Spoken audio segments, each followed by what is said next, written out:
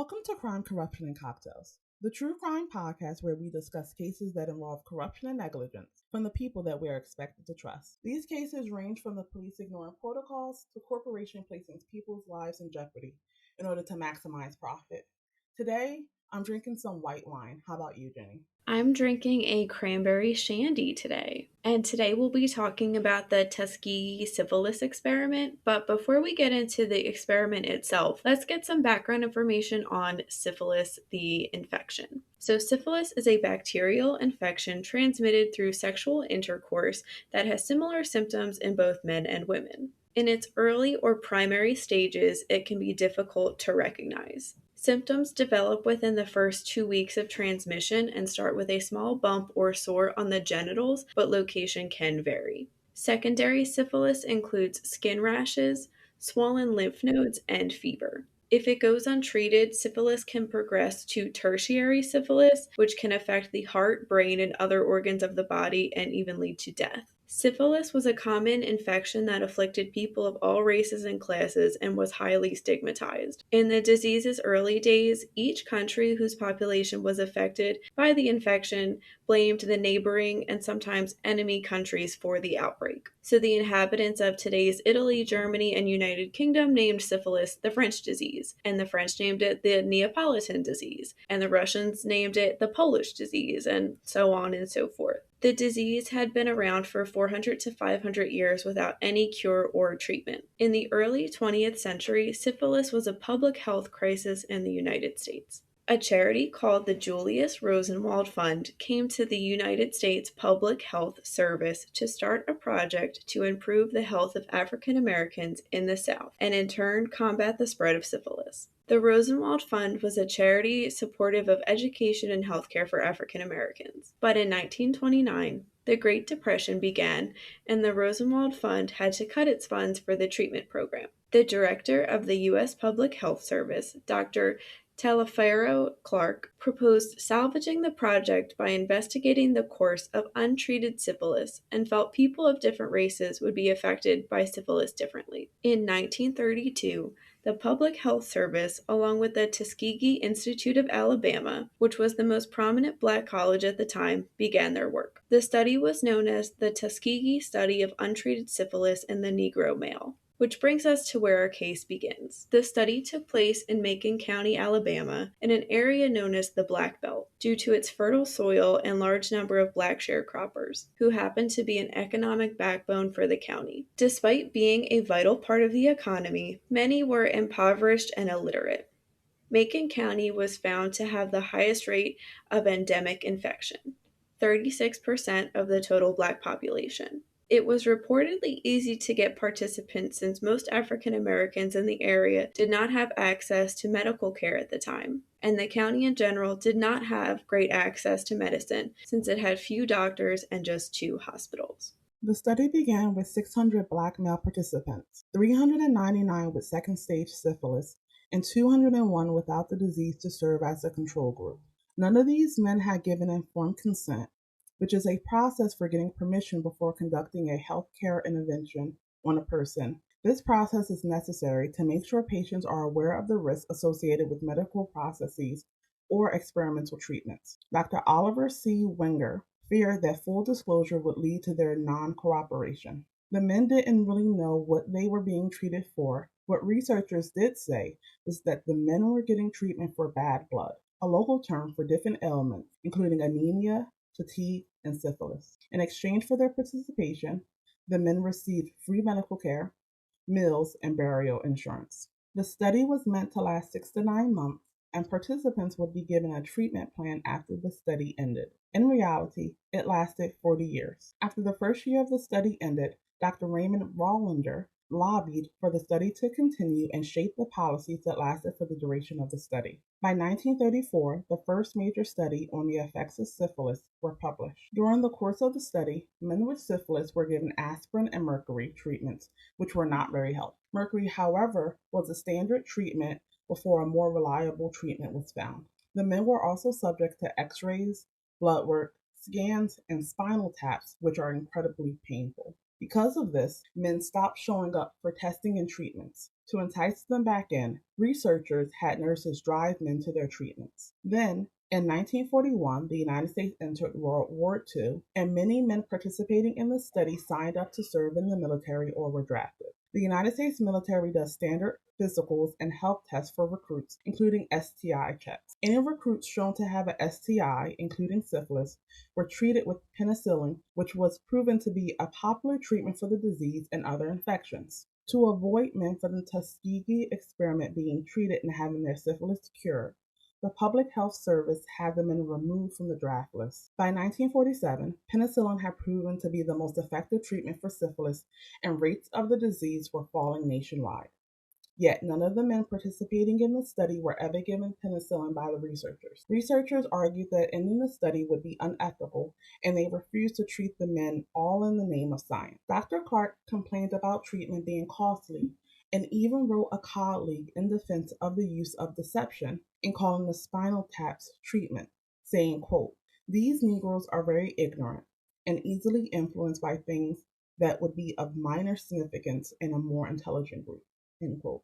The Nuremberg trials, which were held to bring Nazi war criminals to justice, were being held around the same time. From the trials came the Nuremberg Code, a set of 10 ethical principles for human experimentation put in place to protect human test subjects to the cruelty and exploitation faced by prisoners of concentration camps. Elements of the code include voluntary consent being essential, subjects should be able to end their participation at any time, and no experiment can be conducted if it is believed to cause death or disability. These rules didn't stop the American researchers, who didn't think the Nuremberg codes applied to them. So the study continued, and in 1957, the Center for Disease Control, or CDC, took over from the Public Health Service.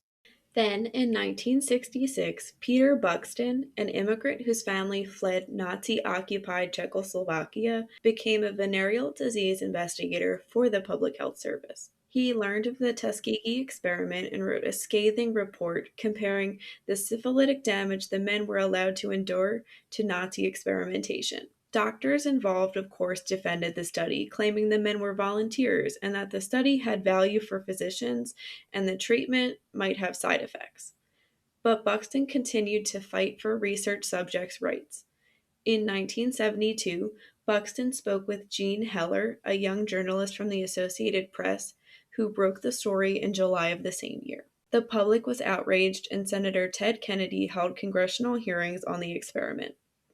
The Public Health Service claimed they had done nothing wrong and were just furthering science. The study officially ended in October 1972. Penicillin was eventually given to the study survivors as well as spouses and children they had infected. Congressional hearings around the experiment were held in 1973 and led to a total overhaul of the health, education, and welfare rules concerning work with human subjects. The National Research Act was passed in response to the experiment, and ethics advisory boards were created for scientific research. A hearing was held, and it was concluded the knowledge gained was sparse compared to the risks for the subjects. In 1974, Fred Gray filed a class action lawsuit on behalf of the study's participants. The participants settled out of court for $10 million. The U.S. government agreed to provide medical benefits and cover the cost of burial services. In 1975, the wives and dependents were included in this settlement. Then, in 1979, the Belmont Report was created to protect human subjects in clinical trials and research studies. It made informed consent U.S. law. Finally, in 1997, then-President Bill Clinton formally apologized to the survivors and their families on behalf of the U.S. government, saying the United States government did something that was profoundly morally wrong, clearly racist. The Tuskegee Institute claimed to have no knowledge of the ethical issues of the study, and Fred Gray said the doctors and institute were also victims. He argued that a prominent black institution, very much dependent upon white philanthropy, could not afford in the 1930s to risk antagonizing the U.S. government by refusing to participate in a public health service activity of this kind.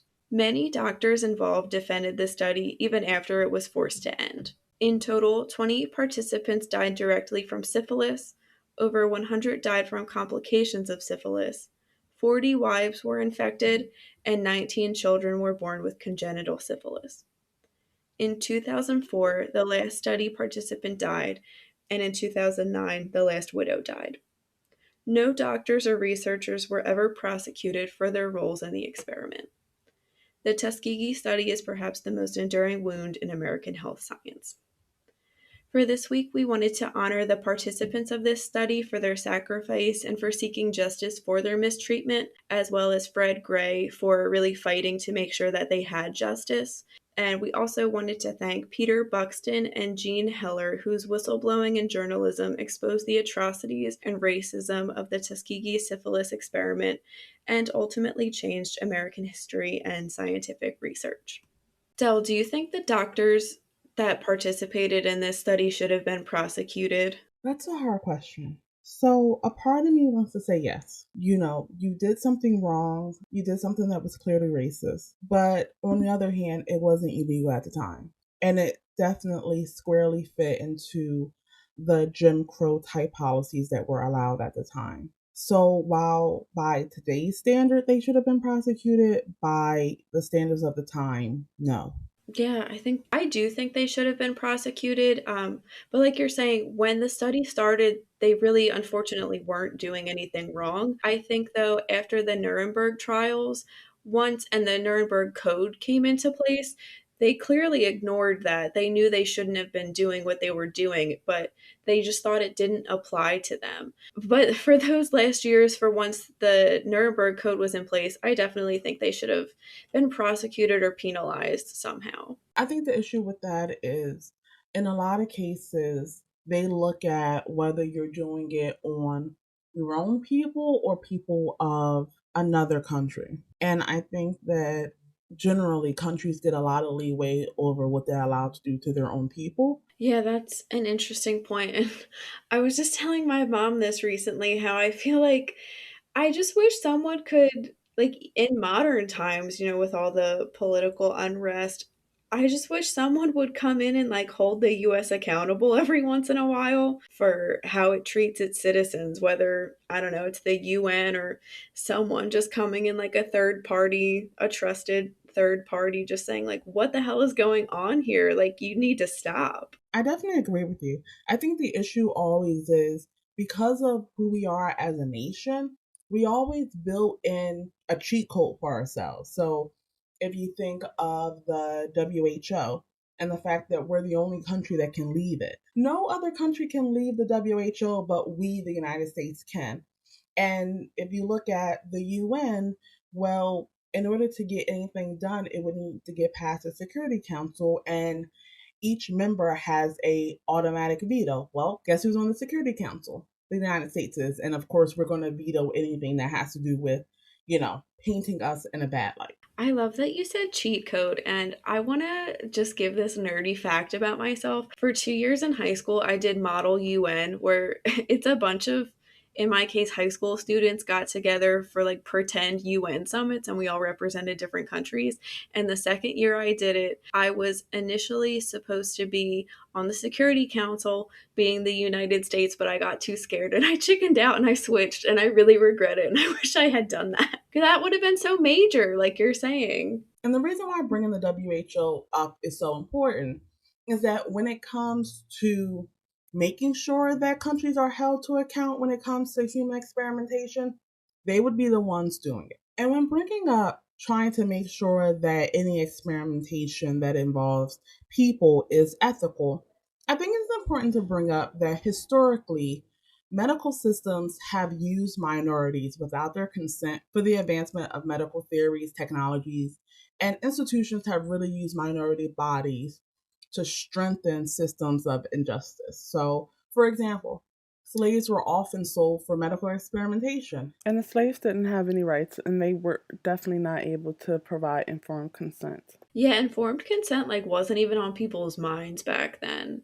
And one of those people that did get slaves sold to him was J. Marion Sims, who many called the father of modern gynecology. I think he invented the speculum and a few other things, but he performed painful experiments without any anesthesia on enslaved Black women who did not or really could not give consent. He conducted surgeries on a number of women, but the only ones that we have names of are Anarcha, Lucy, and Betsy. And I have heard that he did give anesthesia to white women he worked on after he kind of, I guess, like bested his practices on these Black women. But then I've also kind of heard that he really was not fond of anesthesia, and he thought some of the procedures he was doing in general weren't painful enough for someone to be given anesthesia. And something of note is that there was a statue of him in Central Park, and that statue was recently taken down. So bravo to everyone that worked on that. So for people wondering, like, what do people use to justify these actions? Well, that can really be summed up with one term, and that's scientific racism. And scientific racism refers to the pseudoscientific belief that there is empirical scientific evidence to support or justify racism. This includes the spreading of bogus theories of supposed Black inferiority in an attempt to rationalize slavery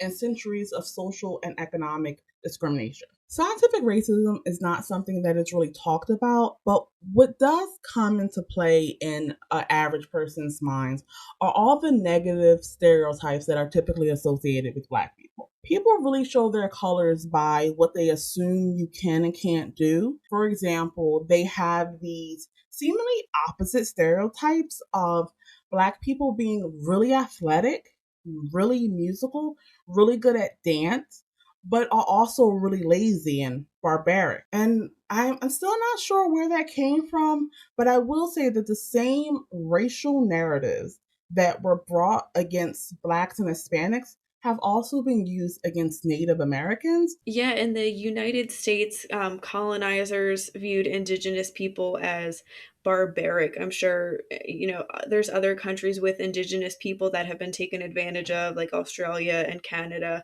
and I'm sure they viewed them in a similar way. The hypocrisy is so real, Del, in everything you were just saying about, like, which one is it? Is this community lazy, or are they athletic and they're really good? When you look at it, it's all just used to justify and just to make white people feel better, to say, like, it's a good thing that these people are enslaved because we're doing it for their own good. They can't be trusted otherwise. And, maybe that would even help justify it in the mind of like some sympathizers, people that are like on the line of like, is this right to do? Is this wrong to do? And I think this all ties into understanding why Black people and other minorities feel a certain way about the institutions that have led to outcomes that are not as advantageous. And one of those institutions, because of what happened in this experiment, is the medical institution. Blacks and other minorities report higher levels of distrust in medical institutions and in scientific research. Just to give you some stats to back this up. According to the CDC, Black women are more likely to die in childbirth than white women. Black men have the lowest life expectancy in the United States. You have some anecdotal evidence that Blacks feel like the medical system ignores their pain, which is based on a false study that claims that Black people have a naturally higher pain threshold than others. Studies have shown that Black Americans are more at risk to receive lower quality care for things like cancer and HIV. I also wanted to mention the US also did testing on the effects of syphilis on people in Guatemala as well. Doctors had sex workers infect prisoners, soldiers, and mentally challenged people with syphilis, and others were actually directly inoculated with syphilis. And many were given penicillin as treatment. I think the study was to look at the effects of penicillin, but a lot of people were unaware they even had the disease.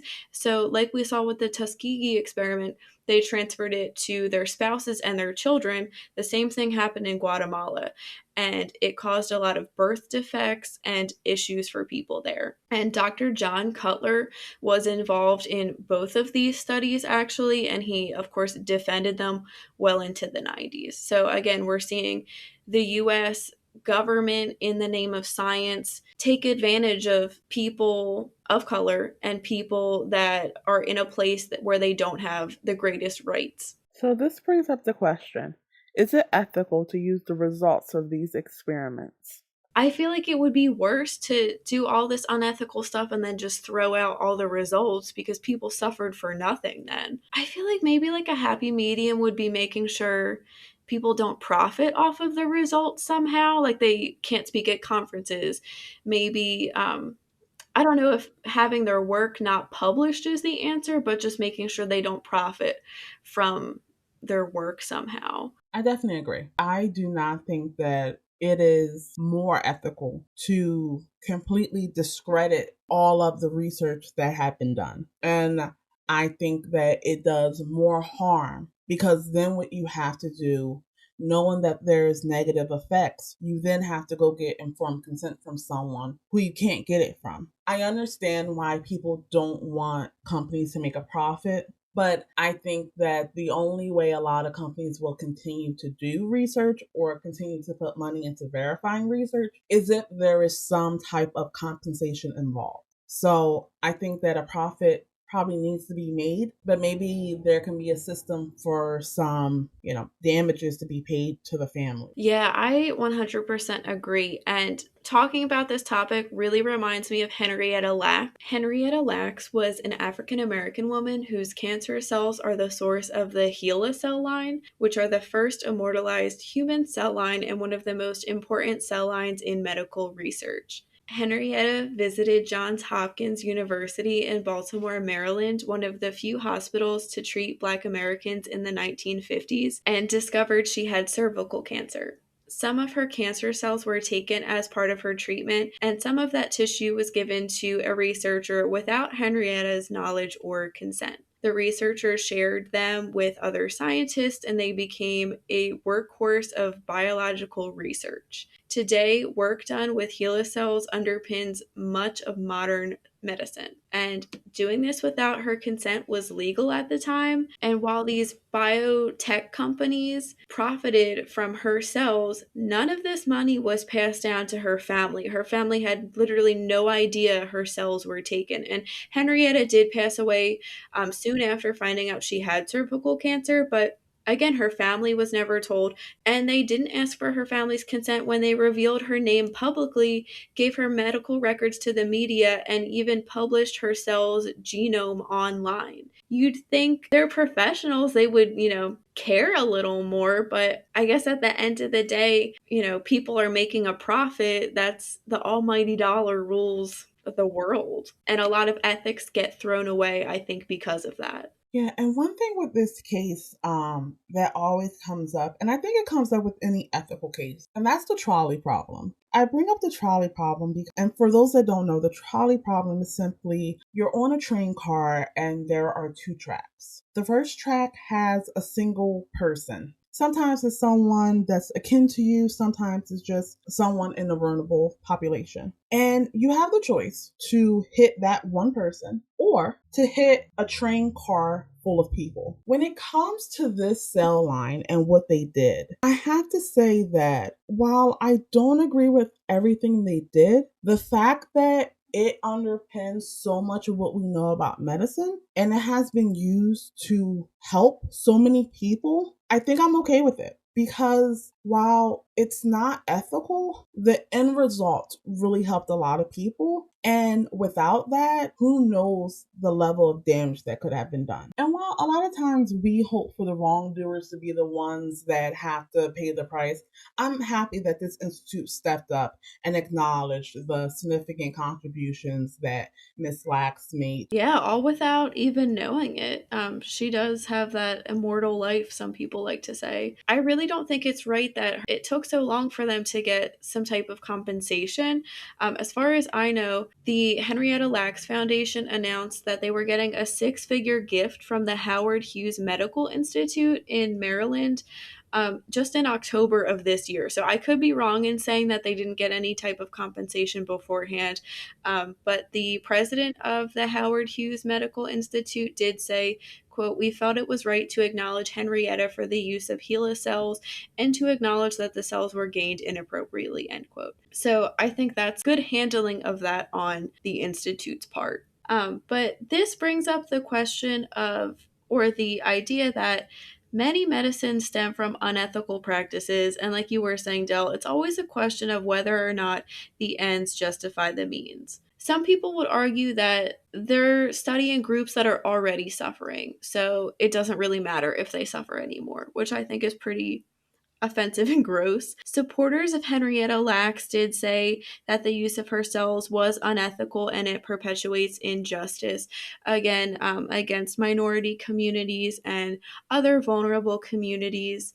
Some other examples of testing and experimentation on Black, Indigenous, people of color, and vulnerable communities are prisoners being forced to test malaria drugs, among other things. Prisoners did not have many rights even less than 100 years ago, so they tested a lot of different drugs and stuff.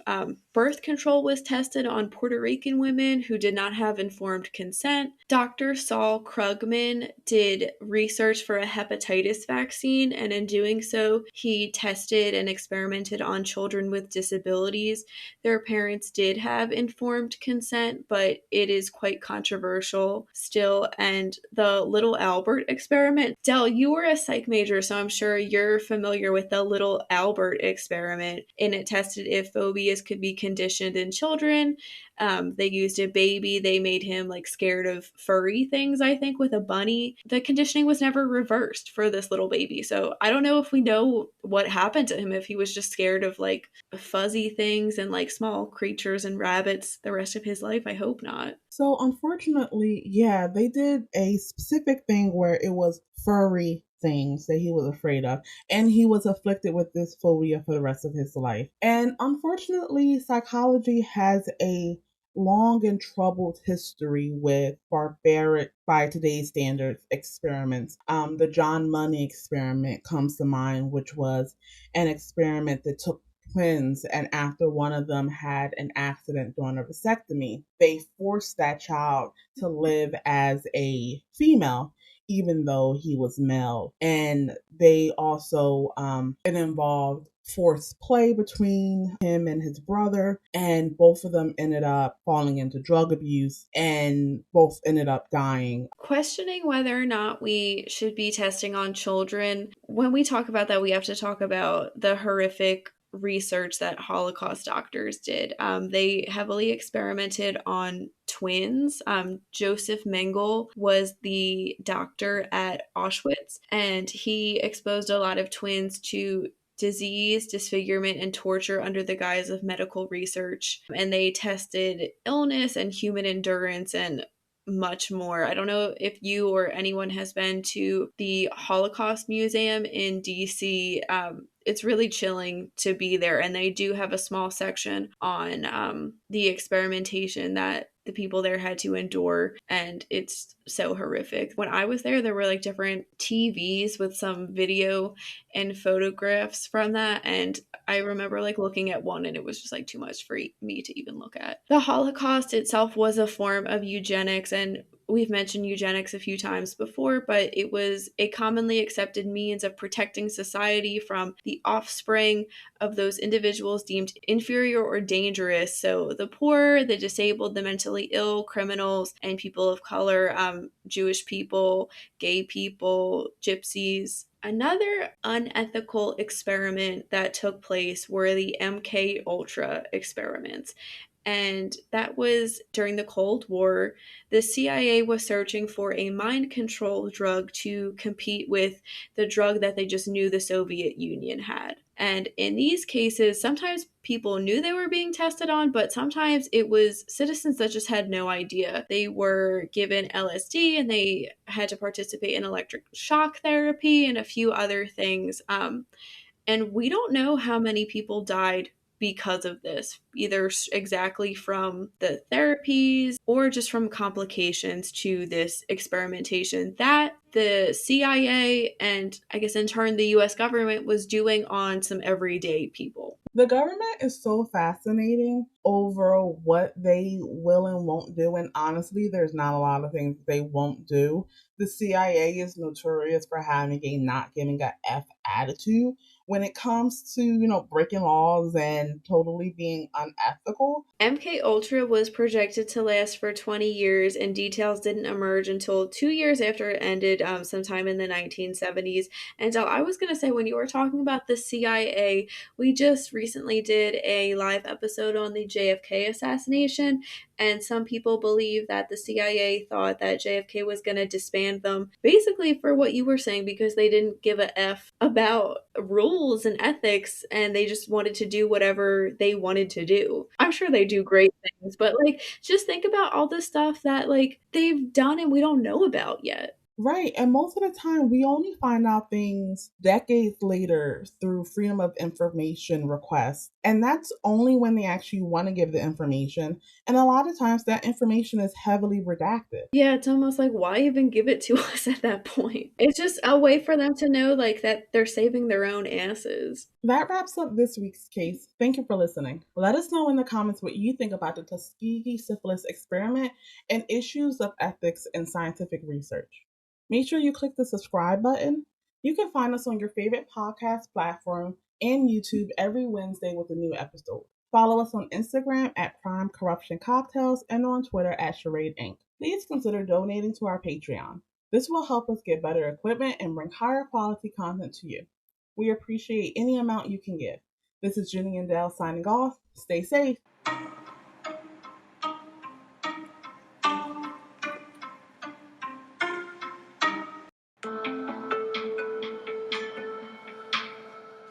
Welcome to Crime, Corruption, and Cocktails, the true crime podcast where we look at cases and examine their historical and cultural implications. Today I'm drinking some rosé. What about you?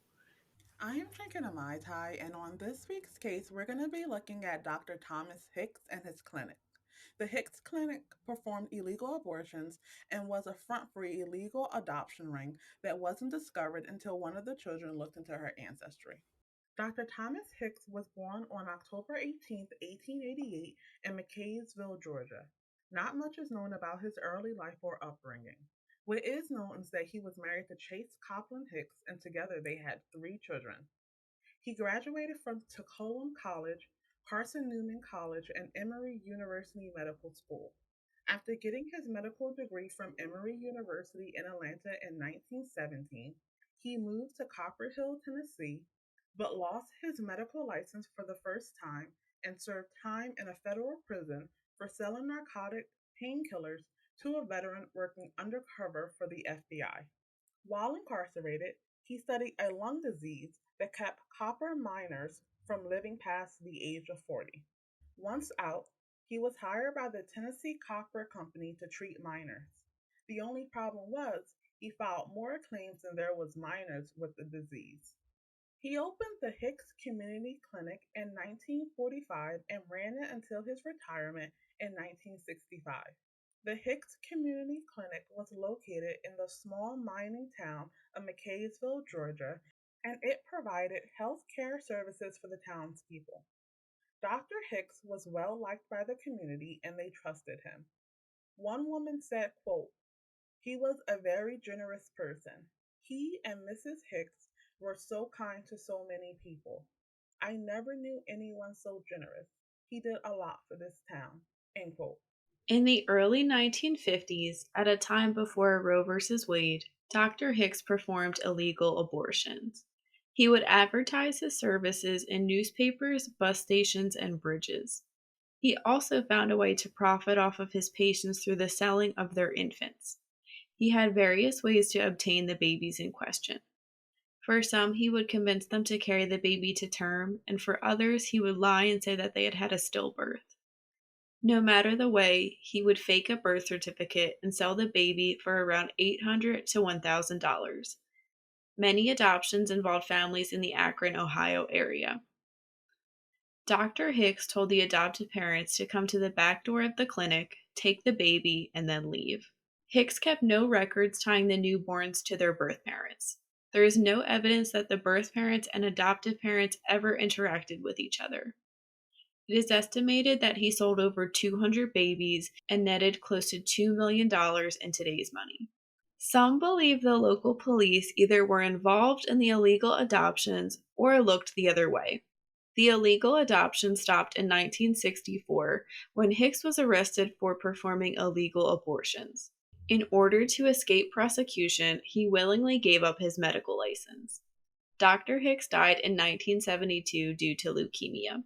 This would have been the end of the story if it wasn't for DNA technology. Again, it is estimated that there are nearly 200 Hicks babies, and in 1997 they began to uncover the truth of what happened. The first person to start to unravel this backstory was a woman named Jane Blasio. Jane learned from her father that he and Blasio's mother had brought her from a clinic in Georgia. Blasio knew she was adopted but assumed it was a legal adoption until her father told her otherwise. By 2014, 30 suspected Hicks babies traveled to Tennessee to undergo DNA testing with the help of Ancestry.com. Blasio continues to assist Hicks babies and their families in the search for answers from her home base in Akron, Ohio. This is an eye opening case that is connected to so many different modern concepts. These include abortion, reproductive rights, including the access to contraceptives, and the black market. We're going to start this episode's discussion by taking a deep dive into abortion. Before we do, we're going to lay out our own personal views on it, starting with Jenny. I fully support abortion. In a perfect world, we wouldn't need to have abortions, but that's unfortunately not our reality. And I think denying a woman that right is another way to oppress women and essentially deny them a form of healthcare and family planning, because that really is all abortion is. Banning abortion or restricting access doesn't make abortions go away, it just makes safe abortions go away. And to me, life does not begin at conception, which I know is an argument for some pro life, anti choice supporters, whatever you want to call them. People often overlook the reasons why someone gets an abortion, and everyone has different reasoning. And I think that there's a lot of nasty myths and fear mongering around abortion that I just frankly wish would go away.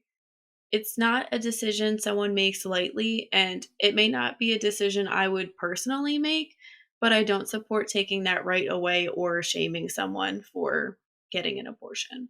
I think we might have differing opinions, Del. So, yeah, I definitely think we have differing opinions on this one.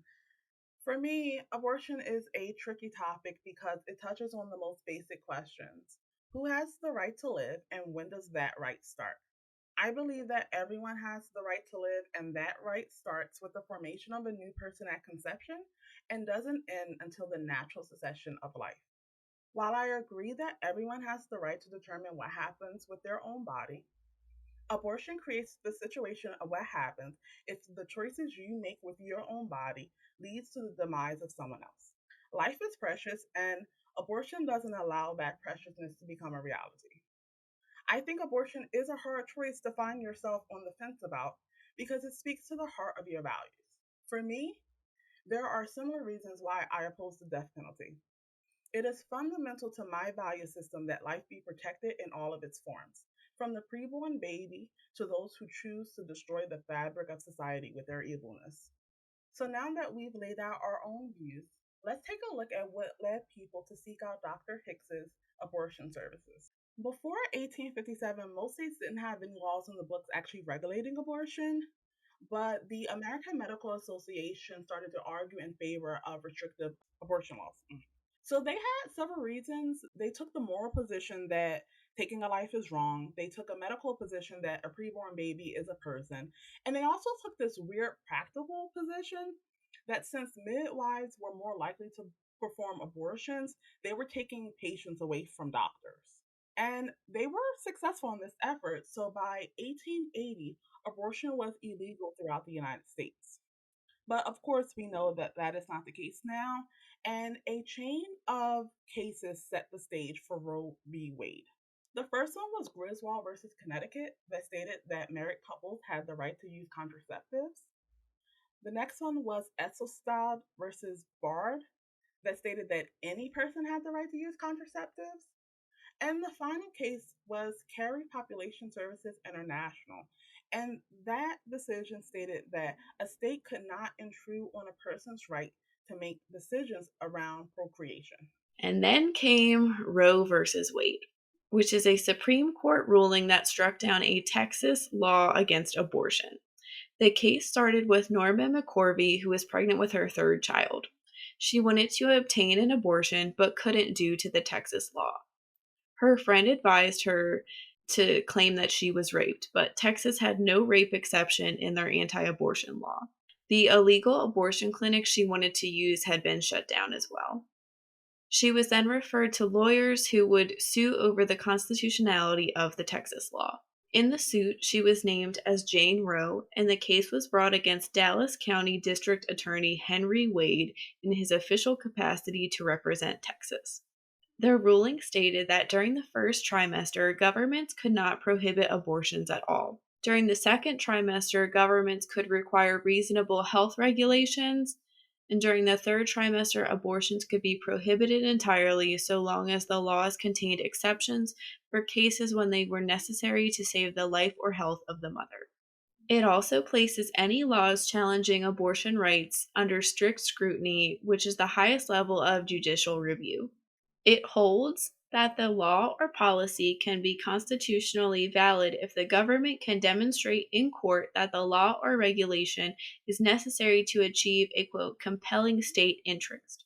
The government must also demonstrate that the law is narrowly tailored to achieve the compelling purpose and uses the least restrictive means to achieve the purpose. And contrary to popular discourse, Roe v. Wade isn't the law of the land anymore. So that distinction is definitely vested in the Casey versus Planned Parenthood decision. That decision upheld the constitutional right for a woman to have an abortion based on the Due Process Clause of the 14th Amendment prior to viability. The court did, however, overturn the Roe trimester framework in favor of a viability analysis, thereby allowing states to implement abortion restrictions that apply during the first trimester of pregnancy. It also replaces the strict scrutiny standard with the undue burden clause. This allows states to restrict abortions as long as the restriction doesn't place an undue burden on the woman. And examples of restrictions that have been placed by states include having wait times, requiring parental or spousal notification and or consent, having abortion clinics meet surgery center building requirements, and requiring people who are going to obtain abortion services attend ultrasound and other informational sessions. While abortion is a very important topic in and of itself, I think it's important that we look at the different parts of the US culture that leads to varying views on reproductive rights. The first is purity culture. Purity culture is a term often used with the evangelical movement that attempts to promote a biblical view of purity by discouraging dating and promoting virginity before marriage. They often use tools such as purity pledges and symbols such as purity rings and events such as purity balls. There's really no medical definition for like virginity or purity. I'm sure people have heard like virginity is a construct, and that's really all it is. It's just a social construct that movements like this really kind of perpetuate. So we see that purity is like the best thing you can have. If you're pure, if you've never had sex, you are worth more than someone else that has. And we see this, I would say, more so being put on women instead of men. What do you think? So I definitely agree. It's the thing of the boys getting the attaboys when they get a girl, and the girls getting slut shamed because they had a boyfriend. I feel like it's more you're cool if you're a guy, but it's like so much pressure if you're a girl and like everything has to be right and you're probably not going to like it, which I feel like is like an issue in and of itself as well. And with that, you can actually trace this purity culture back to the 1960s era sexual revolution and when those people began to have children of their own. And just to give you some context of why they felt that purity was important, it was one, AIDS had become the number one killer for men aged 25 to 44 in the United States. Teen pregnancy rates had reached an all time high, and the number of premarital sex partners had also substantially increased since the 1970s. So I don't think their motives were wrong. Those three things are enough to say, okay, we definitely need to make a change. But I do think that went way too far with it. I agree. Sex is an unavoidable part of most people's lives. So I understand why people would think, okay, like just don't have it. Here's all like the amazing reasons not to have it. I understand why they think that would work, but in reality, it just doesn't. And like Dell said, good intentions, not the best execution. Right, and studies bear this out. So, one study that was published in 2009 actually found that the sexual behaviors of teens who had taken the purity pledge doesn't differ from that of closely matched non pledgers. And actually, something really interesting that the study found was that 5 years after taking the pledge, 82% of the pledgers denied ever having pledged, which I found so fascinating. It's one of those things like, no, I don't remember that. That was embarrassing. Please don't bring that up. That's so weird. And I feel like it kind of goes in with the whole like, you're cool if you're having sex to it being like, you're not cool if you're doing a virginity pledge, which it shouldn't be like a cultural standard that you're like lame if you're doing that. Everyone should make their own decisions.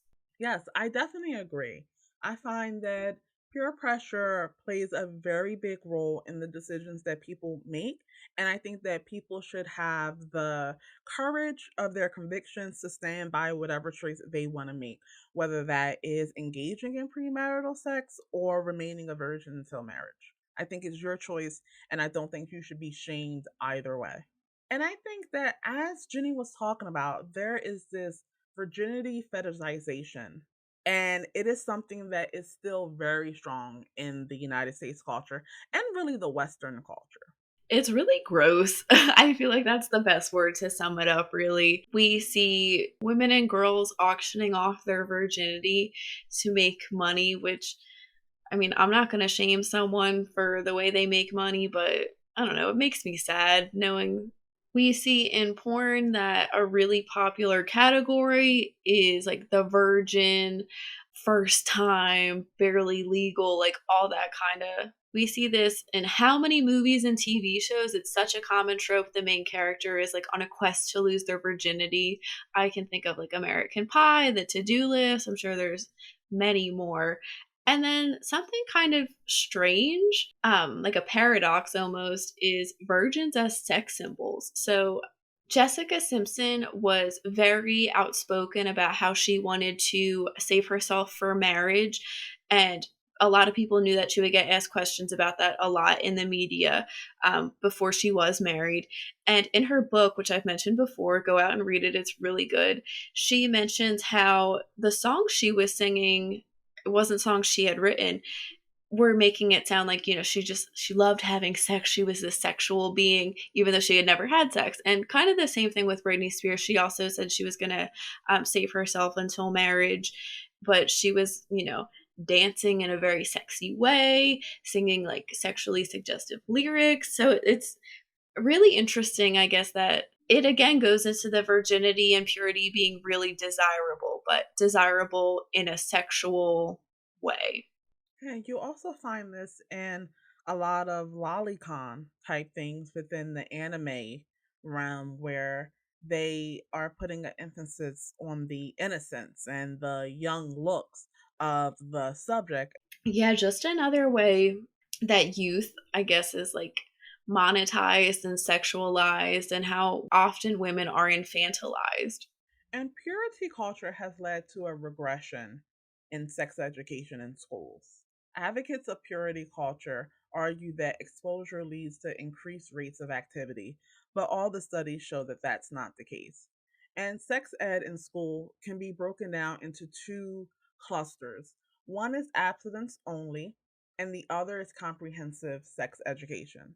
Abstinence-only education is also known as sexual risk avoidance programs, and it teaches that avoiding sex is the only morally acceptable option for youth and that it is the only safe and effective way to prevent unintended pregnancy and STDs. In these courses, you generally do not discuss contraceptive methods or condoms unless you want to emphasize their failure rates. So it's a thing of, hey, no, don't use condoms, don't use any contraceptives, they fail, just don't have sex. This type of curriculum is taught in numerous states, including Florida, Georgia, Kentucky, Louisiana, Mississippi, North Dakota, Oklahoma, Tennessee, Texas, Utah, and Wisconsin. Many of these states have high STI rates, and several also have high rates of teen pregnancy. I've never heard them called sexual risk avoidance programs. That's really interesting. I would think the bigger sexual risk is maybe getting an STI or getting pregnant, but who knows? And again, that emphasis on it being a moral thing, that's really gross. And it also perpetuates that idea that if you're pure, you're worth more than someone else who is having sex and I guess fulfilling a human urge that of course like the most safe and effective way to not get pregnant or an STI is to abstain. But again, not necessarily the most like realistic thing, probably not setting people up for healthy futures. It's absolutely not. And in the middle, you have this program known as Abstinence Plus that includes information about contraceptives and condoms, but they still stress that abstinence is the best way to prevent pregnancy and STIs. And the last really big cluster of sex ed is comprehensive sex education. And these programs include medically accurate, evidence based information about both contraceptives and abstinence, as well as condoms to prevent STI transmissions. They emphasize safe sex practices and often include information about healthy relationships and lifestyles. And one study found that youth who received information about contraceptives in their sex education programs were actually at 50% lower risk of teen pregnancy than those in abstinence only programs. And sexuality education in or out of schools does not increase sexual activity, sexual risk taking behavior, or STI and HIV infection rates. Do you remember what you had in high school, Dell, or middle school? So, in both middle school and high school, I had comprehensive sex education, but I am a child of the 90s, so I don't remember them really speaking about LGBTQ lifestyles within that class. I'm pretty sure it was a heteronormative sex education class. That's what I think I got to. I really don't remember very much. It's not even, it's almost 10 years since I graduated high school. So crazy to me. I'm sure not very crazy to other people. But I don't really remember what we had. I do remember learning about STIs and we like went to the library and researched different STIs. I feel like we also did something on fetishes, which like, why were we learning about that in school? No shade to, anyone that has a fetish, but maybe not what we were really needing to be learning about. So, you kept hearing us saying contraceptives throughout this episode, and that's because access to contraceptives are so important. Currently, 49% of pregnancies are unintended. Government expenses from unintended pregnancies are approximately $12.5 billion. dollars. That's crazy. It's hard to believe that half the pregnancies basically are unintended. What the hell? Right. And I think that one of the things is I'm not going to shame anyone for unattended pregnancy. Definitely not. I just think that, having contraceptives are very important to make sure that that number comes down so that people can actively engage with family planning. So, unfortunately, not everyone has access to contraceptives. Right now, insurance plan restrictions prevent 73% of women from receiving more than one single month supply of their contraceptives at a time. And they create a situation where most women are unable to obtain contraceptive refills in a timely manner. I don't understand what the point of that really is. Like, I've heard of there was a whole Hobby Lobby thing in the United States a few years ago with how they were like a Christian company and giving their workers birth control in their health insurance didn't align with their values, but what's the point of like giving it out sparingly? That's like more evil in my opinion. Right, yeah, it's so weird. When I read that, I was like, that can't be true. And then I looked and got a secondary source, and I'm like, oh, wow, 73%. That seems like a lie. And they didn't really give a good explanation on why that was. And I think that the fact that it's tied into the fact that it's hard for you to have to go and physically get that refill, it just makes the case stronger for non monthly forms of birth control, which include an IUD, includes the Depo shot, and different patches and rings that you can use. I wonder too if it just has anything to do with like the terrible state of health insurance in the US. So now let's lighten up this discussion by talking about the services besides abortion that Dr. Hicks was offering. His type of adoption was connected to what is known as the black market. And the black market can simply be defined as economic activity that takes place outside of government sanctioned channels. And black market transactions usually occur under the table to let participants avoid government price controls and taxes. But let's get into some specifics about the different types of black markets. So I think the most well-known one is drugs. And while law enforcement agencies intercept a fraction of illegal drugs and incarcerate hundreds of thousands of wholesale and resale sellers, there is a very stable demand for drugs and high profit margins. And it is estimated by the United Nations that the retail market value of illegal drugs is $321.6 billion. Can't even picture $1 billion, let alone 321 billion. Let's get into black market adoptions. This term can refer to adoptions that do not conform to established state and federal laws that regulate adoptions. Formal adoption and options like in vitro fertilization can be very expensive and inaccessible to a lot of people. I think that many organizations are working to make adoption more affordable. I've heard of sliding scale adoption, but it is very unattainable for a lot of people. So it kind of makes sense that people would want to turn to the black market to obtain a child. For so many people, I know that their heart is broken when they find out that they can't have children. And yeah, and unfortunately, because it's illegal, all the participants that were involved in the adoption may be subject to criminal prosecution, and there's a possibility that the child will be taken away from the involved adoptive parents and placed for adoption with another set of parents.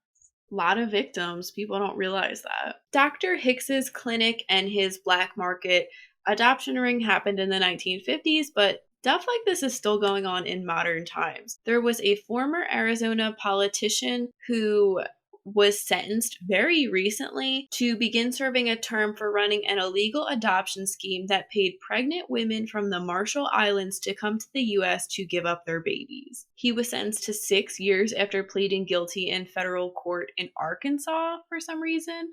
He was sentenced to 6 years after pleading guilty in federal court to conspiring to commit human smuggling. He was acknowledged as running the adoption scheme. Prosecutors said that he illegally paid women from the Pacific Island nation to give up their babies in at least 70 adoption cases in Arizona, Utah, and Arkansas. Marshall Island citizens have been prohibited from traveling to the U.S. for adoption purposes since 2003. So pretty crazy, high up people involved in this. And again, it just goes to show the lengths people will go to obtain a child and to get rid of a child. That wraps up this week's case. Thank you for listening.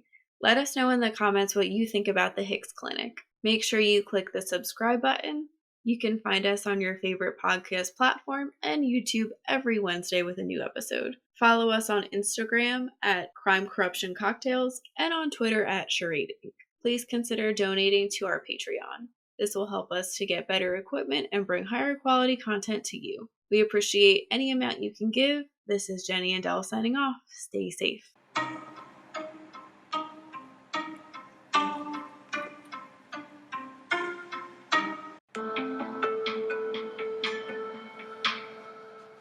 Welcome to Crime, Corruption, and Cocktails, the true crime podcast where we look at cases of corruption and negligence and examine their historical and cultural implications. Today, I'm drinking a hot apple cider. I'm drinking a Malibu Bay Breeze, one of my favorite drinks.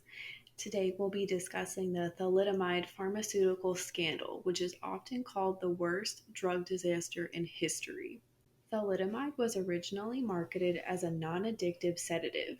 Post-World War II, many people relied on sleeping pills and tranquilizers to help them sleep. Roughly 1 in 7 Americans claim to use sedatives regularly, and the demand for sedatives was even greater in Europe. Thalidomide was developed in 1954 by Heinrich Muchter.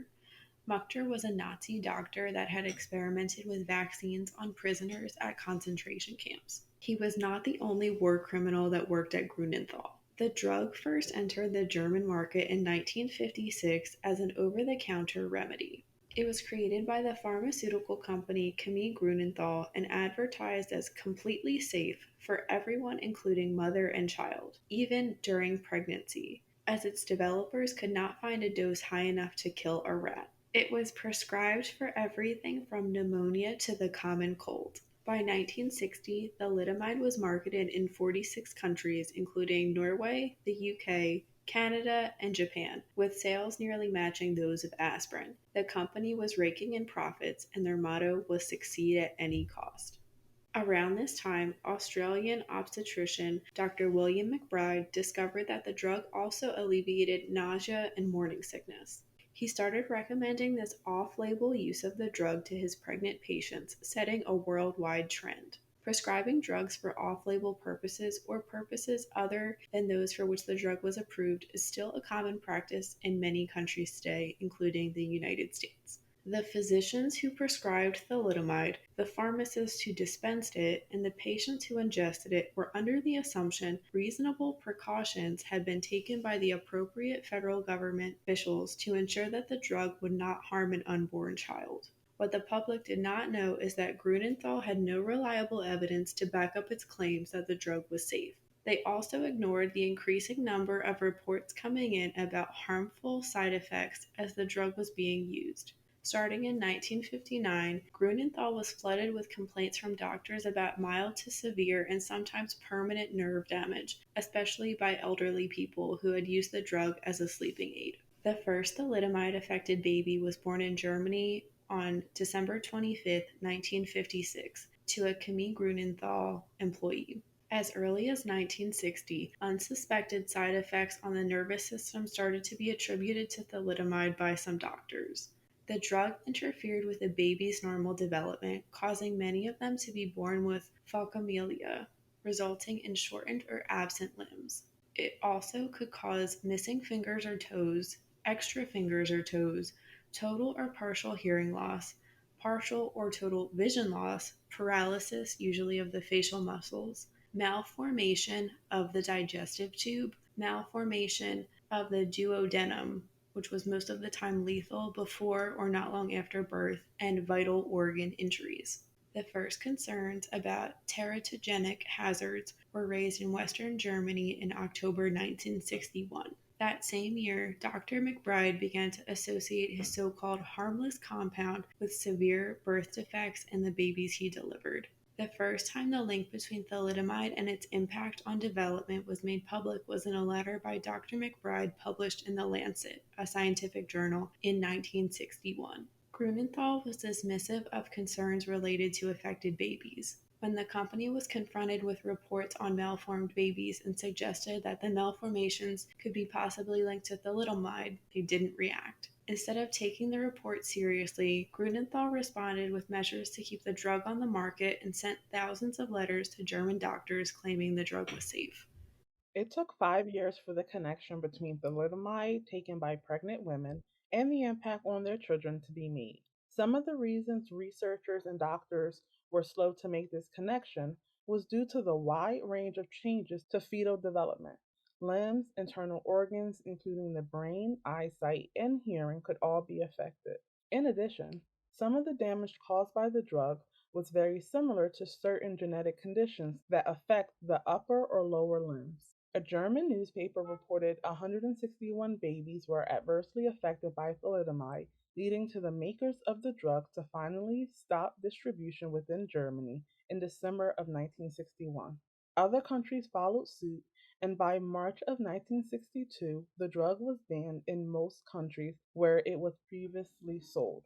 Other authorities were slower to withdraw thalidomide from the market, so that in some countries it was available until the end of 1963. One of the few countries to reject thalidomide was the United States. This was largely due to the work of the Food and Drug Administration medical reviewer and pharmacologist Dr. Francis Oldham Kelsey. Dr. Kelsey was one of three people charged with determining a drug's safety before it could be made available for public consumption.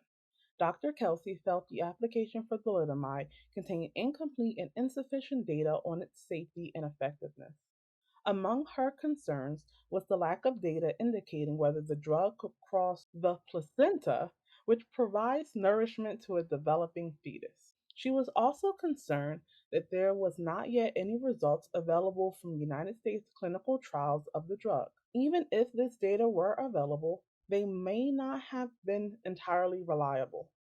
The company kept pushing and even went to Dr. Kelsey's supervisors to get the drug approved, but she refused.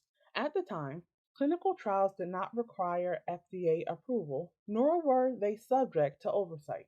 The clinical trials of thalidomide involved distributing more than 2.5 million tablets of thalidomide to approximately 20,000 patients across the nation. Approximately 3,760 women of childbearing age, at least 207 of whom were pregnant. The drug was once again promoted as a safe alternative to other sedatives when samples were given. More than 1,000 physicians participated in these trials, but few tracked their patients after dispensing the drug. Dr. Kelsey was highly experienced, and her work on a project in 1937 prompted Congress to pass the Federal Food, Drug, and Cosmetic Act of 1938, which added a new drug section requiring manufacturers to present evidence that a drug was safe before going to market. Before her work preventing thalidomide from coming to the American market, President Kennedy awarded Kelsey the President's Award for Distinguished Federal Civilian Service, making her the second woman to receive such a high civilian honor. The Thalidomide Society was formed in 1962 in the United Kingdom by the parents of children affected by the drug thalidomide and originally aimed to provide mutual support and a social network as well as to seek compensation.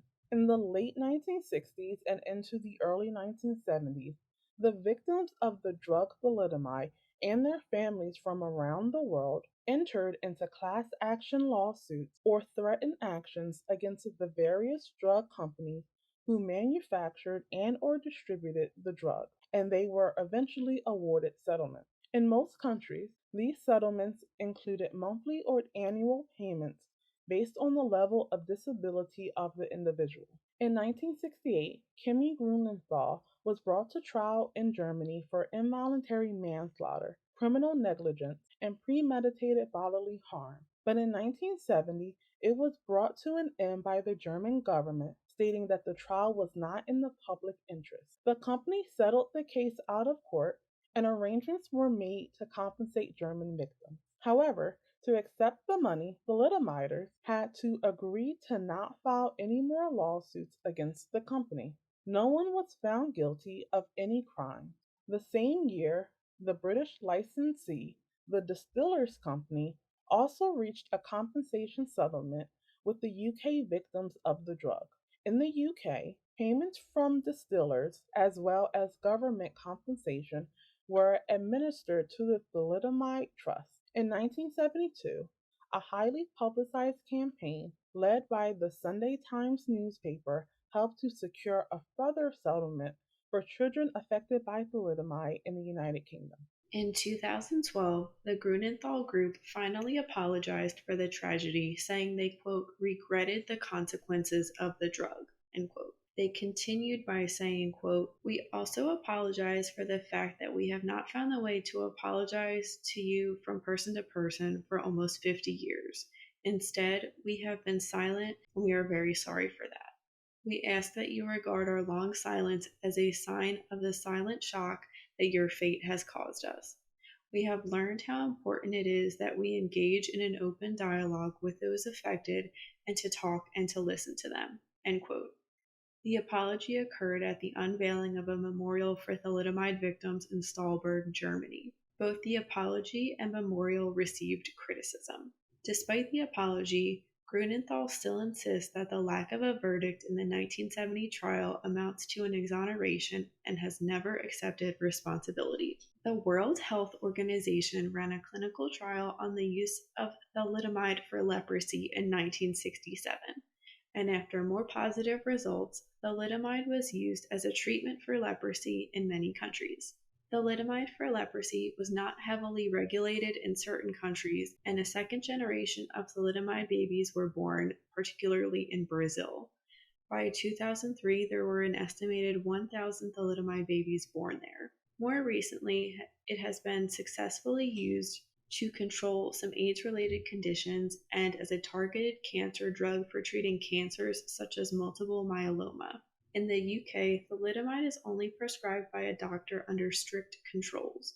Women taking thalidomide are required to use 2 forms of birth control and take regular pregnancy tests. Men are required to use contraception when taking thalidomide.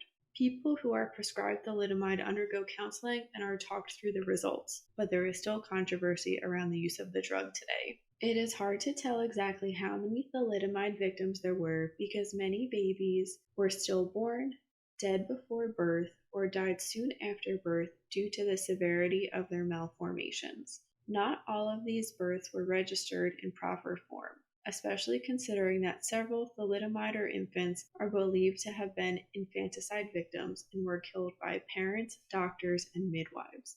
In the US, the FDA counted 17 thalidomide babies, but since 2016, a total of 60 thalidomide babies have been identified. It is estimated that 10,000 to 15,000 children were born worldwide with malformations attributable to thalidomide, and only 3,000 are alive today. The victims also include the families of all the children whose lives were severely impacted by this tragedy. Del, had you heard about this case beforehand? So I had not heard about all the details, just in passing, about the effect of the drug on the children's whose mothers took it while they were pregnant. It's a lot worse than I had thought of because I had only really known a little bit of details too. What are your thoughts on the scandal and the company never being really tried for their what I would call crimes? So, my thoughts on the scandal is that the company obviously shows the worst sides of capitalism. They show the side of capitalism that socialists highlight, where you say that look at this evil, greedy company that only cared about their profits and did not care about the real harm that their product was doing to people. And the fact that they had a fake trial that was then called off, which led to the company thinking that they did nothing wrong despite then apologizing 50 years later and doing a what I consider a BS memorial, doesn't change the fact that the company was wrong. I believe that if you are producing a drug, you have to go through the strictest of standards. I'm pretty sure Coca Cola probably went through more tests to get their product out than this company did. And that's a soft drink. And this is medication that you are putting into your body and you're expecting it to do less harm than what the actual condition is supposed to be treating is doing. And I know we're going to talk about that a little later. I absolutely agree. I also don't really accept the apology. Dell and I are obviously not part of the thalidomide group of victims, but it's very insincere to me. It's definitely a non apology. What did they say? They regretted the consequences. What is that? That's just like a degree away from saying the truth. Yeah, and I mean, what consequences do you regret? Because they're your actions that cause those. I never understand. Your reputation was already in the trash. So it would have done you no real harm to keep silent. And sometimes I think companies don't understand that keeping silent typically helps you a lot more than trying to do a PR stunt, a PR campaign, around a faux apology. Yeah, and it was a PR stunt too when they sent all those reports to doctors saying, no, this is actually safe. That's pretty much a cover up, in my opinion. They're covering the truth up, spreading their lies to keep making money. And I think that even if when these concerns started to be raised, they probably had brought in so much money, it obviously would have affected their profits. But at that point, you were already making a ton of money. Right, exactly. And I don't know. I think that is where it crosses the line from just ignorance to you actively doing harm. Because once you know that there is a problem with the drug that you are selling, I think that you have an obligation not to continue to spread propaganda and promote that. The makers of Yaz didn't send out additional pamphlets after it was found out what Yaz was doing to women to different doctors and saying like, "Oh no, I know that you're hearing these reports about it, but it's still good. Still give it to your patients. Actually, give it to more patients."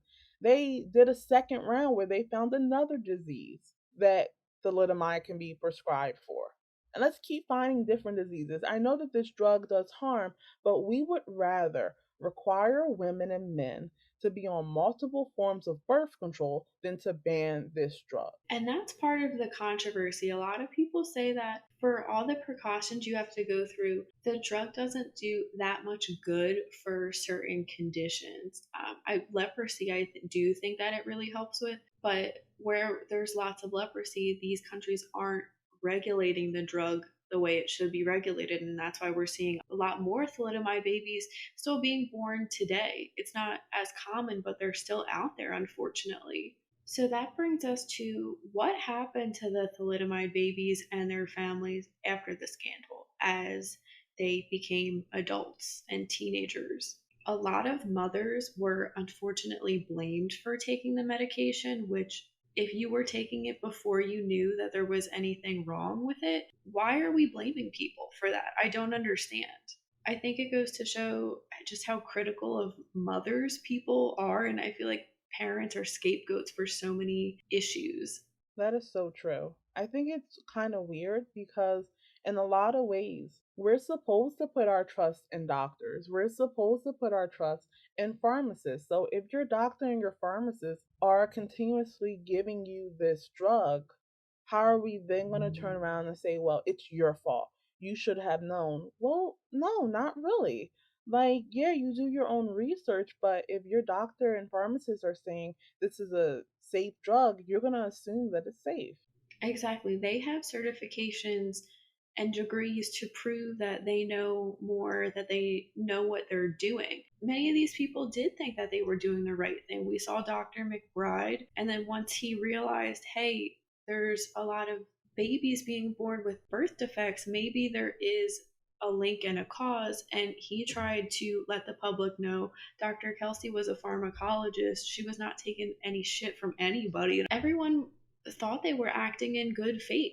However, some doctors were definitely not. One German mother said that her doctor told her to get another child and forget about her son who was born with shortened limbs. And I believe a mother in Australia was told something similar, just to forget about this kid and focus on growing your family to have quote unquote normal children. A lot of babies were put up for adoption, which led some to having probably better lives than they would with their parents. Fortunately, wasn't the case for everybody. And a lot of parents actually suffered from anxiety and mental illness because they had to see their children suffer physically. Their children were in pain. And we're about to get to this, but a lot of them faced social isolation and rejection. And that's tough on any parent to see. And because of this mental health distress, some did unfortunately die by suicide. Before the crisis became public, children in small villages were kept away in their homes. I believe they were really just seen as embarrassments. Children were often put in institutions and facilities, and they were separated from other children in schools for the handicapped. Some were put away immediately after birth and essentially forgotten about. There's a famous thalidomide activist. Her name is Louise. She's in the UK, and her parents put her away not long after she was born. And I believe she said she went home like 3 weeks out of the year to visit them, and it was like having to get to know her siblings all over again.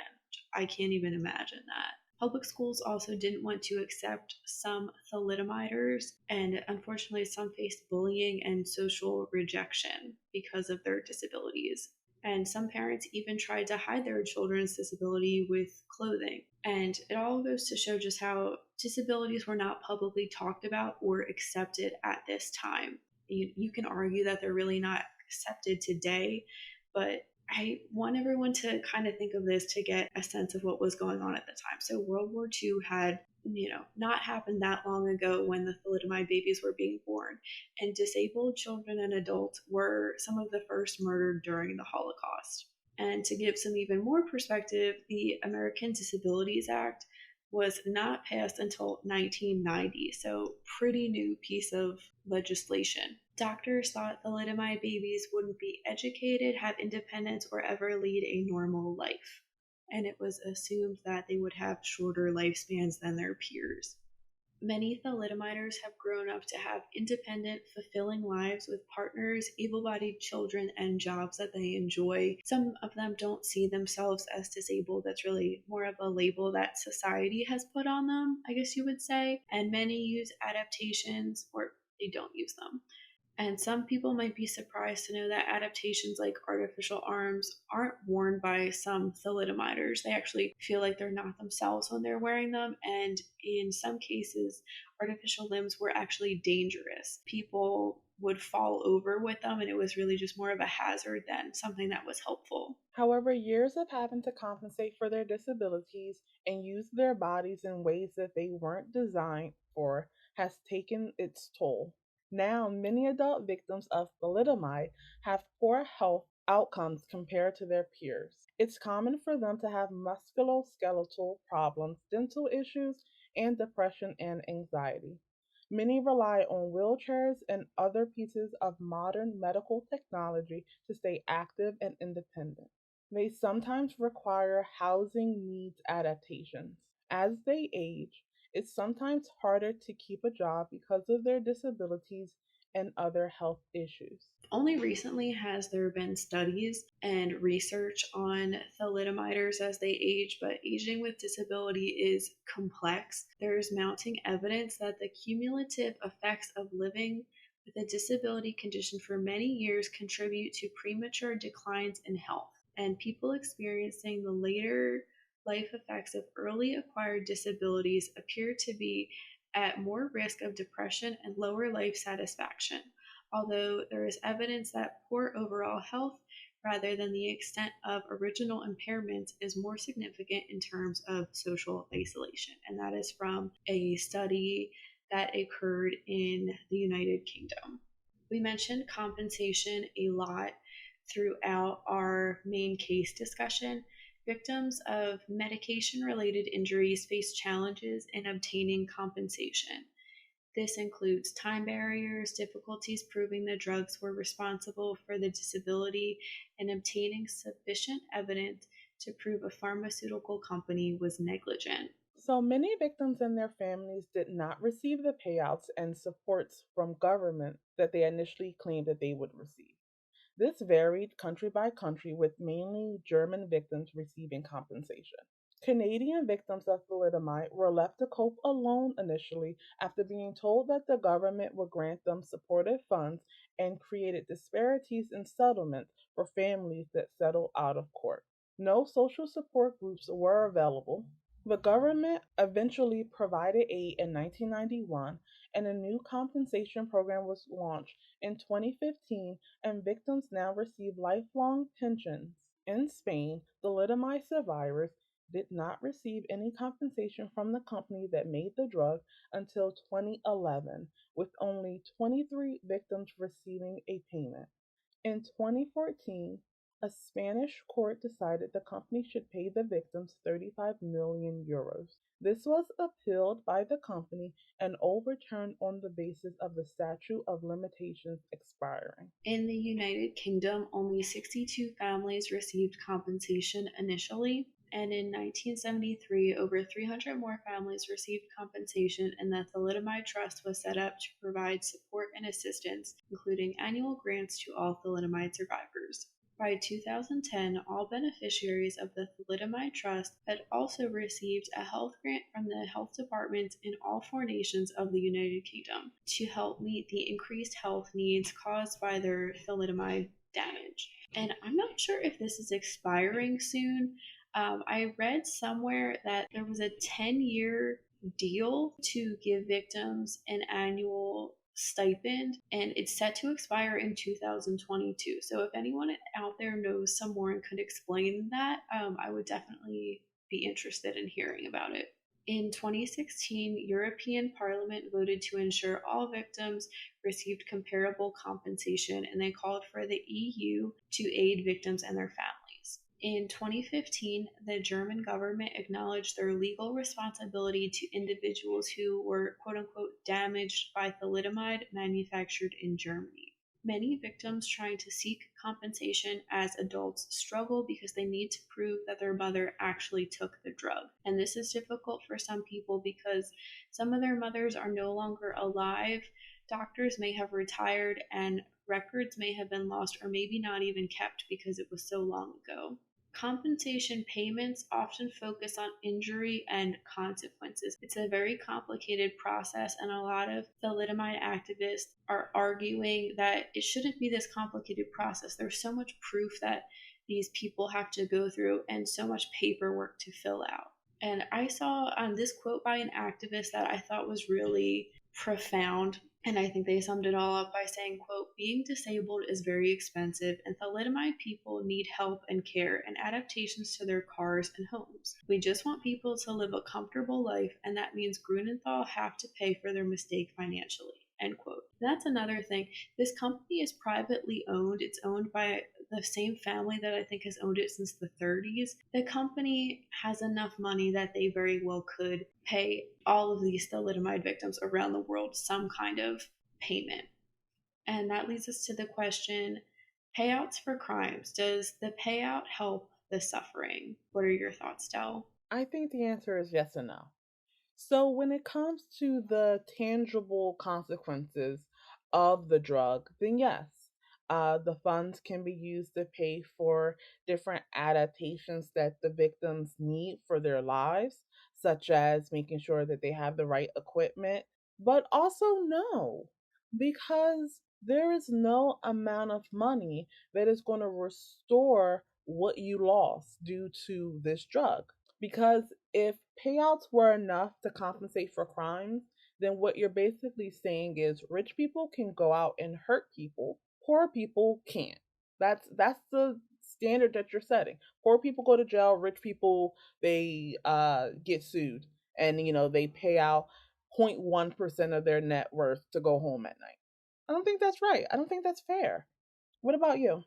Oh, that's like the running theme of this podcast, right? That rich people can get away with whatever they want and poor people just have to suffer in jail. You touched on so many good points. It's definitely very complex. And I think it really depends case by case. I think probably more so in this case, the payouts do help the suffering because, like that activist said, being disabled is expensive. And if these companies and governments can help these thalidomiders in some way to make their life easier, whether it's paying for their medical bills, paying for medication, paying for therapy sessions, anything like that, I definitely think it's helpful. It kind of sucks that the compensation does vary based on degree of disability, but it makes sense because some people's disabilities, life is harder for them and they need more adaptations to their home. They need 24-hour care if their parents aren't able to care for them anymore. I really wish that this company had some kind of legal repercussions because there's so much evidence to show that they knew what they were doing all along and they didn't think they could get caught, or I guess they thought they could just keep getting away with it. I don't even know what the thinking was. They didn't stop the production of thalidomide until it was basically public knowledge and a scandal was starting. Then the next day, they took it off the market. And that was in Germany. The Canadian government let it stay on the market for months after. And that's why a lot of people in Canada were so upset, especially since they weren't getting compensation when the government played a huge role in that. Adele and I have mentioned before that neither of us are crime victims. I hope we never are, but I would be curious as to what people's opinions are. I think it would probably vary, person by person, case by case. So, the thalidomide disaster caused many nations' governments to enact stricter laws on drugs and testing, approval, and marketing. Like we said, there was a lot of controversy in Canada with the way the government handled the disaster, but Canadian legislature did introduce a bill to amend their Food and Drugs Act and created two committees: the Special Committee to study existing legislation on investigational drugs and the Expert Committee on Rehabilitation of Congenital Malformations Associated with Thalidomide. Drugs intended for human use could no longer be approved purely on the basis of animal testing, and drug trials for substances marketed to pregnant women also had to provide evidence that they were safe to use in pregnancy. The easy over-the-counter access to thalidomide prompted many countries to improve their classification and control of medicines. In the United Kingdom, the 1968 Medicines Act was passed as a result of this scandal, and it made distinctions between prescription drugs, drugs only available in pharmacies, and drugs available for general sale. The yellow card scheme was set up for doctors to share previously unknown side effects of medications they prescribe. The scheme has now widened so anyone can report a side effect. In 1962, after the dangers of the drug thalidomide became internationally known, the U.S. Congress passed the Kefauver-Harris Amendment, which required more oversight for clinical studies, including informed consent by the patients in the studies and scientific evidence of the drug's effectiveness, not just its safety. The Bulk Pharmaceutical Chemicals Act of 1963, which established good laboratory practices for handling raw materials, the Drug Abuse Control Amendment of 1965, and the Fair Packaging and Labeling Act of 1966, which established procedures for packaging and labeling drugs, were also passed. However, in Brazil, 20 years passed between knowledge of the thalidomide tragedy at the global level and the first Brazilian initiative for legislation specifically about this drug, which focused on the rights of the victims in 1982. And more than 30 years passed until the 1997 decree on safe use of the drug. Like you said earlier, Del, many people trust their doctors and their pharmacy, or it's believed that we should trust them. But in the United States, many people have a difficult time trusting doctors and pharmaceutical companies, as well as modern medicine, due to tragedies from the past. At the time of the thalidomide disaster, the FDA had a 60-day window for approving or rejecting drugs. If the 60th day passed, the drug would automatically go into market. Kelsey remembers that this happened at least once. The United States pharmaceutical companies that wanted to distribute thalidomide throughout the country despite having no evidence it was safe and that used clinical trials as a marketing campaign were never prosecuted.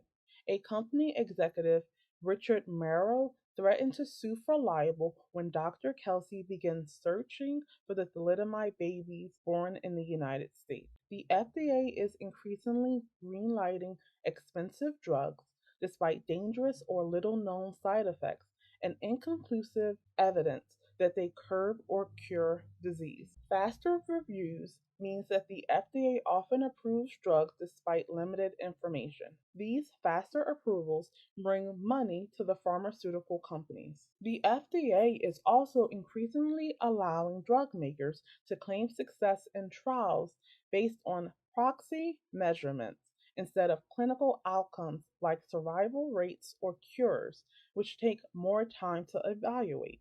In return for our accelerated approval, drug companies commit to researching how well their drug works after going to market. But these post marketing studies can take 10 years or longer to complete, leaving patients and doctors with lingering questions about safety and benefit. Companies typically pay for 75% of the FDA's scientific review budget for branded and generic drugs. People call relationships between the FDA and these companies a partnership. This has really been an issue, I think, that over the past 20 or so years between the FDA and these pharmaceutical companies and the FDA, and increasingly approving more drugs. I think their rejection rate is only 20% right now. I'm not sure. I know those are just kind of stats. It's hard to know when you don't know the whole story, but 20% doesn't seem like that much. These drug disasters can seem like ancient history because we've got modern technology, and theoretically, the FDA should have more control and better science behind what they approve and what they don't. But there's been quite a lot of medications recalled since the thalidomide disaster around the world, and here are just a few we wanted to highlight. The first is Bextra. It was recalled in 2005 after being on the market for only 1 year. It's an arthritis drug that caused high risk of heart attack, stroke, and a fatal skin condition, and it gave rise to one of the largest criminal fines ever imposed in the United States. Pharmacia, an Upjohn company, was fined $1.195 billion in addition to legal awards after admitting to criminal wrongdoing, specifically with intent to defraud or mislead in relation to the promotion of the drug. Then there's Vioxx, which was recalled in 2005 after being on the market for 5 years. It was one of the largest recalls in history. I believe this was a drug that was given worldwide. Again, it was a pain reliever for arthritis that caused increased risk of heart attack and stroke. Both the maker Merck and the FDA were criticized for ignoring evidence of the dangers of Vioxx before its eventual recall. And The Lancet, once again, that's a medical journal, reported that as many as 140,000 people could have suffered from serious coronary heart disease from taking the drug in the US alone. The drug DES was recalled in 1975 after 37 years on the market. It was given to prevent miscarriages and pregnancy complications, but it turned out that it actually caused a rare tumor to appear in the daughters of women who had taken the drug. And a more recent drug that was recalled was Zantac. Zantac is an antacid, so people with acid reflux would use it. I used it. I don't know if you've ever used it, Del. It was linked to causing liver damage and I believe cancer as well. And it's been recalled in many countries, and I think many varieties of ranitidine, which has been recalled in many countries. And a majority of recalls are from manufacturing plants that fail inspection. These numbers might freak you out a little bit. They're kind of scary to me too, but I'm not sure if it's really something we need to be worried about. But recall numbers are low compared to the number of drugs on the market. But inspectors miss serious hazards. Drug makers fail to meet standards even after the FDA has taken enforcement action, and hundreds of plants haven't even been inspected for years, if ever. The FDA is supposed to inspect domestic and foreign plants, but some plants have gone at least 5 years without any type of inspection, which that's pretty scary to me, and I understand why people are so scared of taking medicines for this reason. With some drugs having unpleasant side effects, this begs the question, do the ends outweigh the means? So Del and I kind of talked about this beforehand, and we said, if taking this medication will give me 5 more problems that I have to deal with, is it worth it? And we have a few examples of drugs with some pretty wild side effects. So the first is Ally. I don't know if it's on the market anymore, but it was a weight loss drug that would make you lose control of your bowels. And I remember Stephen Colbert making fun of this on his show years ago because I believe on the box for this drug it said to wear dark colored pants. There's also blood pressure medication that has been linked to having nightmares and vivid dreams. There is also several drugs, acne medications, antibiotics, some oral contraceptives, and some chemotherapy medication that may cause your nails to separate from the nail bed, which sounds terrible. To me, a big medication with terrible side effects that comes to mind is Accutane. Accutane is acne medication that linked to a lot of mental health issues, depression, anxiety, and I believe suicidal ideation. It also can potentially cause miscarriage and inflammatory bowel disease. And I think the people that are on Accutane are pretty heavily watched by their doctors. If you're a woman on Accutane, I think you have to regularly get pregnancy tests too. And finally, Abilify. And one thing it can cause is gambling addiction. And I picked this one specifically because in the United States, we have commercials for medicine, whether it's over the counter or not. We're pretty unique in that aspect. A lot of people don't agree with it. I'm one of them, but that's a story for another day. But often in these commercials, there will be a list of the side effects.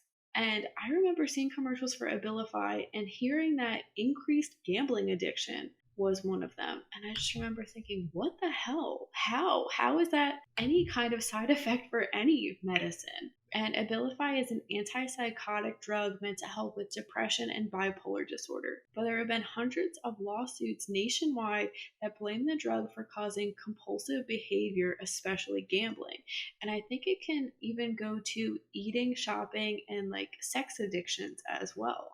One woman said that she lost custody of her kids and possession of her house because of a gambling habit she said began after she was prescribed Abilify for her depression.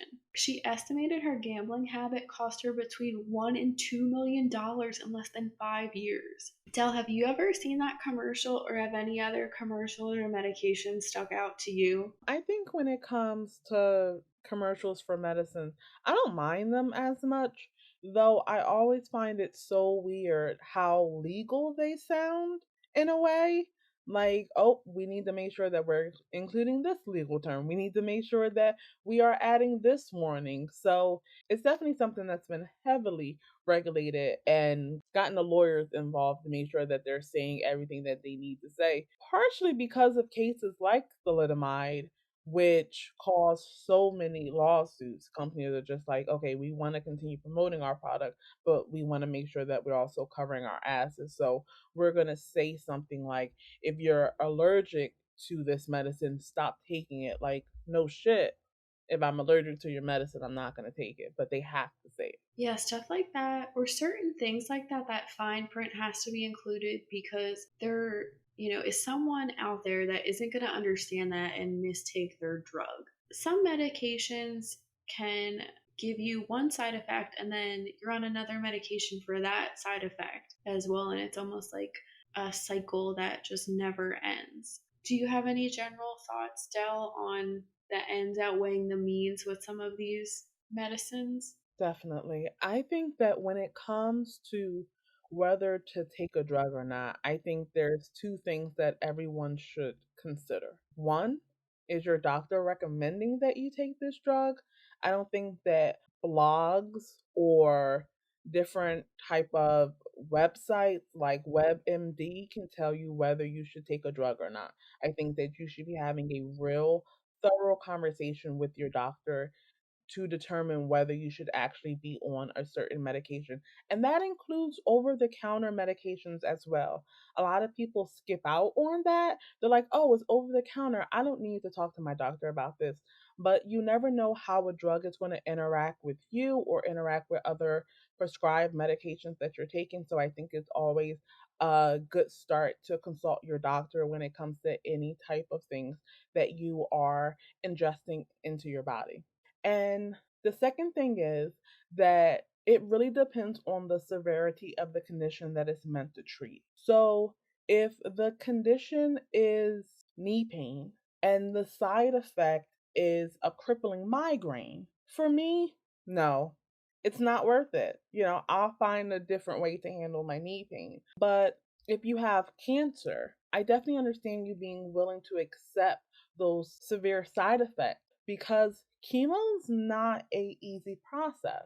Chemo is very hard, but it's battling cancer. It's not battling knee pain. You hit the nail on the head. There's not a one size fits all explanation for medicine and what you should be willing to sacrifice in order to have this issue fixed. It's all really up to you. And like you said, Del, it's so important to Find a doctor that you trust and are comfortable with, and a doctor that respects you and listens to you. I know that can be very hard to find for some people. And yeah, I really like that you mentioned don't listen to blogs. I'm sure some blogs are okay, but the first thing that comes to mind for me is Goop and those like neo medical professionals, I guess you want to say, because certain things just aren't going to work for serious conditions. I know that people always want to say, like, oh, like natural remedies, natural remedies. Just because something is natural and it comes from the earth doesn't mean you need to be putting it in your body. That wraps up this week's case. Thank you for listening. Let us know in the comments what you think about the thalidomide disaster. Make sure you click the subscribe button.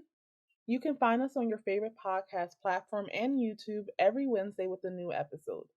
Follow us on Instagram at Crime Corruption Cocktails and on Twitter at Charade Inc. Please consider donating to our Patreon. This will help us get better equipment and bring higher quality content to you. We appreciate any amount you can give. This is Jenny and Dale signing off. Stay safe.